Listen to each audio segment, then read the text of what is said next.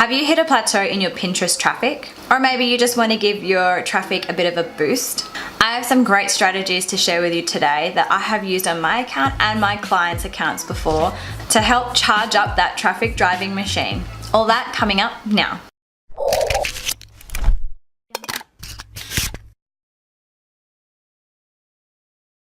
Before we jump into the video, I just wanted to quickly let you guys know about my awesome new ebook, the Pinterest SEO Mastery Workbook. If you just can't seem to wrap your head around this whole platform and know it is a crucial part of getting traffic to your website, then this book is for you. Inside this value-packed ebook, I've included step-by-step tutorials, cheat sheets, worksheets, and checklists to ensure you get the most out of it and start seeing results within 2 weeks. So before you start scrolling around aimlessly on blogs and videos trying to figure out what to do next, grab the SEO Mastery Workbook and stop wondering how the pros do it. Use code NEWBIE10 for an exclusive 10% off today. Hey guys, welcome back to Explore Horizons. If you're new here, my name is Cassie, and on this channel we talk about all things social media marketing, blogging, and online business strategies. So if that sounds like something you're interested in learning more about, then don't forget to hit the subscribe button and that little bell icon so you get notified of when I upload more videos just like this one. So welcome to part 4 of the Pinterest mini video series, and today is obviously the last one. So I wanted to share with you a few quick little strategies that I've used in the past to get more traffic, to help boost page views on previous posts that have maybe dropped off a little bit, and just to help my general strategy overall. If you haven't already watched part 1, 2, and 3, I'll leave links in the description box below as well as a little card up here. I highly recommend you go watch them, as even if you do have your SEO strategy optimized and everything, it's always good to grab a few little bits and pieces of information that can help you even further. So Pinterest, along with every other platform out there, has of course its set of best practices that you can be doing to make your profile and make your ratings and your analytics a lot better. So here are a few things that you can do to give your Pinterest profile the best possible results. Number 1 is creating fresh pins. Now, I like to do this in the form of just creating a new pin for maybe an old blog post that I've had that is a couple of months old, and it's still very relevant to the world at large now, and people aren't really noticing it. So I like to create new pins, and this is also really good if you are an established account and you have lots of articles and lots of pins out there. Your audience will notice when something is new, and they tend to like to gravitate towards something that's new.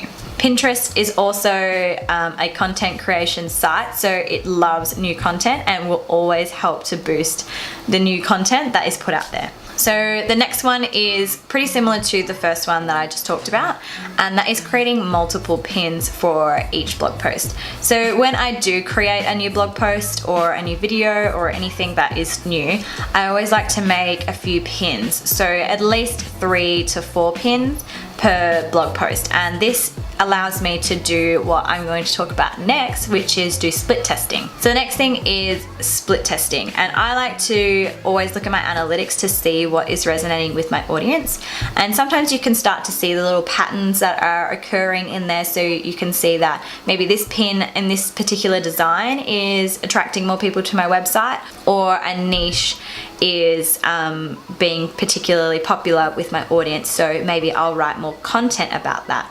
So it's not just about using Pinterest to further yourself on Pinterest, it's also using the analytics to further your blog and your business. A/B split testing also gives you the ability to cater towards your audience. So if you're getting more clicks on a pin and you start making more pins just like that, and you are getting more pins on that, Pinterest sees that as you're a very valuable user and content creator, so it will always boost it out to more people.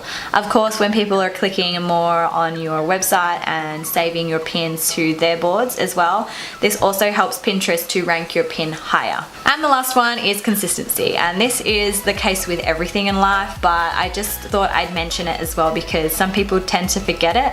But consistency is really good for Pinterest because Pinterest has more of a diverse time frame, I guess you could say, for the audience that gets on there, because your audience is very global as it is with every other social media platform, but I find people go on Pinterest to look at stuff even when they're on the computer at the office, instead of looking on Facebook or looking on Instagram. And when people get an idea, they tend to either go to Google or Pinterest to look for that idea. So it's never really a bad idea to keep consistently pinning to Pinterest, because you just never know when in the day someone will be looking at your pin, and you might just get that one viral pin that goes viral because someone pinned it and they saw it at the right time. Staying consistent with Pinterest as well, like constantly pinning and constantly being active on the platform, and that means you manually going to go on there to actually pin, because I know some people use Tailwind like I do, but staying consistently active and staying consistently pinning on Pinterest shows Pinterest that you're there for a long time and you're not just there to quickly post something and go away for another couple of months or something. So the next thing that I want to talk about as well is to seamlessly sync your blog to Pinterest. And I talked a little bit about this in part 1 and part 2 and 3. But I want to kind of go over it a little bit more, plus add a few more ideas that you might not have been thinking of before. So before you get too crazy adding too many things to your blog, for example, like email opt-ins, slide-ins to follow you on Pinterest, and pins everywhere just popping up and cluttering up the screen, please don't. I personally hate it. I know for a fact that a lot of people hate it as well. And I just wanted to come to your blog to read your content, and I can't do that because there's so many things that I have to exit out of. So before you go too crazy on it, I suggest maybe just doing 2 or 3 things to improve your strategy and adding on top of that, or changing it up if you find that it's not working out for you. So number 1 is claiming your website and enabling rich pins, and I talked about this in video 1, in part 1, sorry. So I suggest you do that if you haven't already. Number 2 is validating your URLs. So enabling rich pins is one thing, but validating all of your URLs is also another thing, and just to make sure that you are syncing your data from your blog to Pinterest so it can enrich your pins. Number 3 is add a widget to your sidebar. And this one you can do either a profile, a pin, or a board, and this is really handy for when you want to suggest to people that you have a Pinterest profile and to follow you. Number 4 is enabling the save button. Now if you don't already have what I'm going to talk about next, then you can always just add the simple little save button into your blog so all images can be saved onto Pinterest. So number 5 is using sharing apps or sharing plugins, and this is just basically a way for other people to share your blog posts, and Pinterest is usually always included in that, so make sure that you do that because that will increase your sharing rate anyway for your blog post on any platform. So there you have it.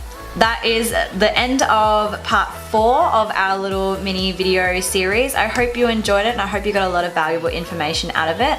Before you go, don't forget to subscribe and hit that little bell icon so you get notified of when I upload more videos just like this one, and maybe in the future I might upload another little mini video series. Thank you so much for watching, and if you found this video helpful, don't forget to give it a thumbs up, and I will see you in the next video. Bye!